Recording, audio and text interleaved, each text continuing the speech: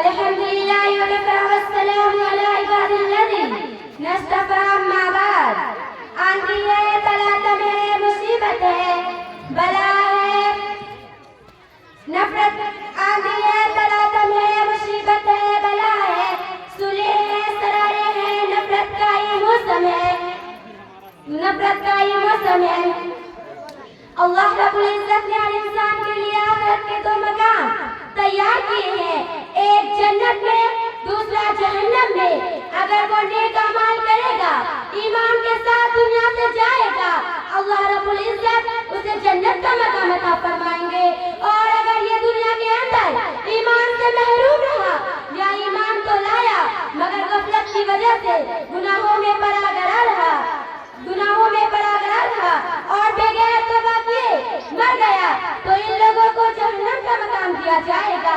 جہنم وہ جگہ ہے جسے اللہ تعالیٰ نے مجرموں اور نافرمانوں کی سزا کے لیے بنایا. جنت وہ جگہ ہے جس کو اللہ نے اپنے پیاروں کے انعام کے طور پر بنایا. ابھی ہماری زندگی کی ترتیب ہے کہ ہم جنت کے راستے پہ جا رہے ہیں یا جہنم کے راستے پہ جا رہے ہیں. ہم کہاں جا رہے ہیں؟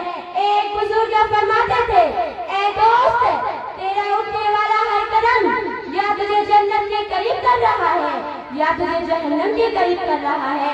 اگر اللہ رب العزت کے حکموں کو ماننے کے لیے اٹھ رہا ہے تو جنت قریب, اور اگر گناہوں کے لیے اٹھ رہا ہے تو جہنم قریب.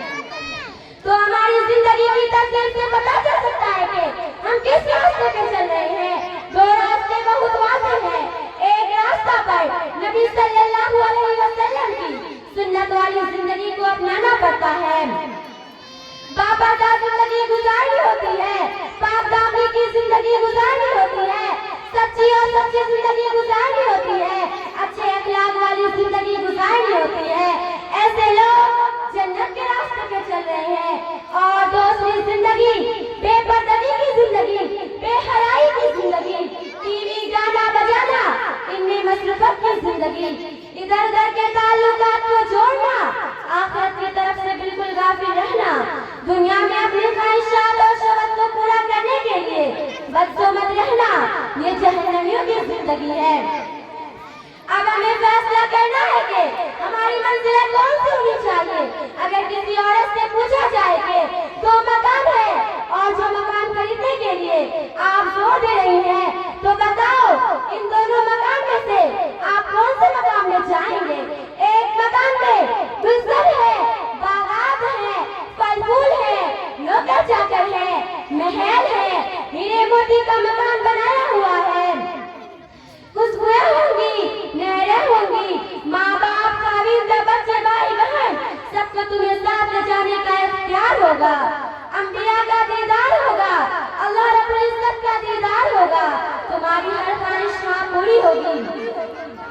مگر اس کی قیمت یہ ہے کہ تم اپنی زندگی میں کوئی گناہ نہ کرو. اور دوسرا مکان وہ ہے کہ جو تاریخ کو ٹھہری ہوگی, جن بھوت سے زیادہ رانب فرشتے ہوں گے, تنہائی ہوگی, نہ خاوند پاس, نہ بچے پاس, نہ ماں باپ پاس, بھوک ہوگی, پیاس ہوگی, پسینہ ہوگا, بجلی کے کڑکنے کی آوازیں ہوں گی, تمہارا رنگ کالا ہوگا, آنکھیں نیلی ہوگی, بدبودار لباس پہن ہوگی اور آنکھ کے اندر روشنی ہوتی رہوگی. تو بتاؤ ان دونوں مکانوں میں سے تمہیں کون سا مقام چاہیے.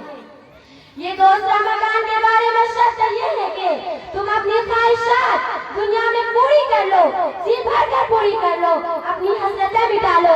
لیکن یہ 30-50 سال کی بات ہے, پھر تمہیں اس مکان میں ہمیشہ ہمیشہ رہنا پڑے گا. تو کوئی بھی عقلمند عورت اس جہنم کے مکان میں جانا پسند نہیں کرے گی. وہ یہی چاہے گی کہ میں تو جنت میں جاؤں, میں تو دنیا میں اپنے بچوں کے بغیر رہ نہیں سکتی, خاوند سے جدا کا سوچ نہیں سکتی, ماں باپ سے دور ہونے کا خیال ذہن میں لا نہیں سکتی. میں تو ہرگز اس جہنم کے مکان میں جانا نہیں چاہتی تھی, میں ان سب نعمتوں سے محروم ہو جاؤں گی. تو معلوم ہوا کہ ہر انسان کا دل چاہتا ہے کہ مجھے رب رحمان کے قریب میں چھوٹا جنت کا مقام مل جائے, اور میں ہمیشہ اپنی چاہتوں کو وہاں جا کر پوری کر لوں. زندگی میں ہمیں آخرت کو سامنے رکھ کر اپنی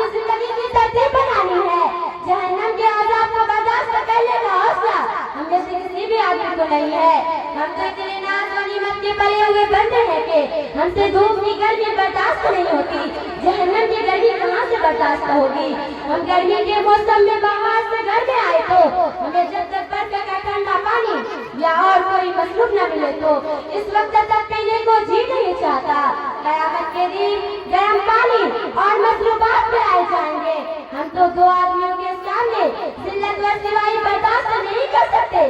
क़यामत के दिन सब इंसानों के सामने जिल्लत व सिवाई कैसे बर्दाश्त करेंगे।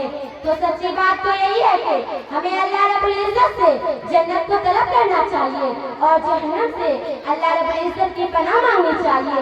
यही दुआ है जो नबी सल्लल्लाहु अलैहि वसल्लम ने सिखलाई है।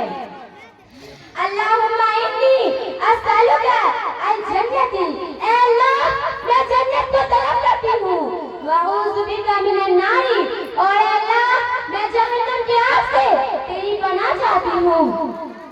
जब आप ये दुआ कसरत से मांगेंगे तो फिर आपको अपनी जिंदगी की तरतीब को दिखाना होगा।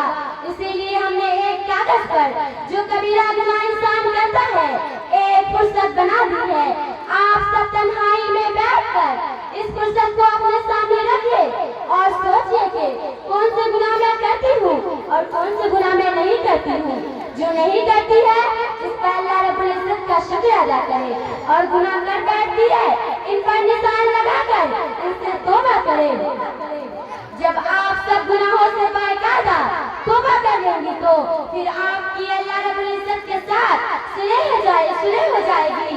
परवरदिगार आलम आपके पिछले गुनाहों को माफ फरमा देंगे और आइंदा आपके अमाल का अजर बढ़ा देंगे। ये रास्ता है अल्लाह की रज़ा वाला रास्ता। जिस तरह तन्हाइयों में छुप छुप कर इंसान गुनाह करता है, उसको चाहिए कि इस तरह तन्हाइयों में बैठकर अपने गुनाहों को याद करे और छुप छुप कर अल्लाह के सामने रोए और माफिया मांगे कि परवरदिगार मेरे गुनाहों को माफ फरमा दीजिए। लिहाजा फुर्सत को फकत एक कागज ना समझना, बल्कि यूं समझना कि हमें एक तफसील बताई गई है जिससे हम जन्नत में जा सकती हैं और जहन्नम से पनाह हासिल कर सकती हैं। जब तक इंसान गुनाहों को ना छोड़े इस वक्त तक इसको अल्लाह का करीब हासिल नहीं हो सकता।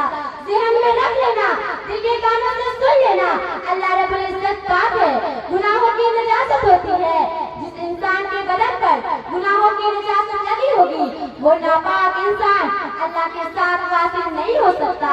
उसको पाक ज़ात के साथ वासिल होने के लिए निजासत से पाक होना पड़ता है। लिहाजा गुनाहों की माफी मांगनी इंतहाई जरूरी है। यूं सोचिए कि अगर हम 17 गुनाह करते हैं तो यूं सोचिए कि अगर 17 कबीरा गुनाह लिखे गए तो हम अल्लाह रब्बुल इज्जत से 17 कदम दूर खड़े हैं। अगर 17 गुनाह छोड़ दिए तो हम इतना करीब हो गए। जिसने 15 गुनाह छोड़ दिए वो अल्लाह रब्बुल इज्जत वो 15 कदम करीब हो गया, और जिसने 17 गुनाह छोड़ दिए वो अल्लाह रब्बुल इज्जत के साथ वासिल हो गया। तो इस कागज के आईने में हम अपनी हैसियत देख सकते हैं कि हम अल्लाह रब्बुल इज्जत से कितने दूर खड़े हैं या कितने करीब खड़े हैं। खुशनसीब है वो औरत है जो अपनी जिंदगी को सब गुनाहों से बचाए और सच्ची माफी मांगने पर अपने रब को मनाए। रमजानुल मुबारक के चंद दिन बाकी है, वैसे भी ये अशरा मग़फ़िरत का अशरा है। इसमें आप सब अपने गुनाहों को माफ करवा लीजिए। एक मर्तबा जिब्राईल अलैहिस्सलाम ने जब बद्दुआ की तो नबी सल्लल्लाहु अलैहि वसल्लम ने आमीन कह दी। अब ये हमारे लिए बड़ी अहम बात हो गई कि आपको सोचिए कि अगर किसी माँ के नालायक बेटे को अगर कोई बद्दुआ दे तो माँ उसको बुरा समझती है कि मेरे बेटे को बद्दुआ क्यों दे रहा है। लेकिन नबी सल्लल्लाहु अलैहि वसल्लम को माँ बाप से ज्यादा उम्मत पर शफीक है।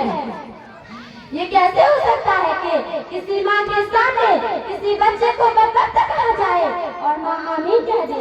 ये कभी नहीं हो सकता है कि अल्लाह के महबूब सल्लल्लाहु अलैहि वसल्लम ने आमीन क्यों कही। मालूम हुआ रमजान में इतनी आसानी से बख्शिश हो जाती है कि जो जर्रा भी अपनी नीयत बना ले और तौबा के ऊपर आमदा हो जाए। अल्लाह रब्बुल इज्जत की रहमत तो बहाना ढूंढती है और उसकी बख्शिश कर दी जाती है, और बख्शिश से महरूम वही रहता है जो हकीकतन महरूम होता है।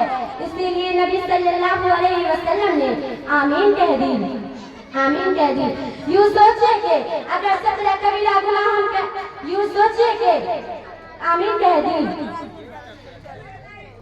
अब इन्हीं चंद बातों पे मैं अपनी बात को खत्म करना चाहती हूँ। अल्लाह हम सबको और आपको भी अमल करने की तौफीक अता फरमाए।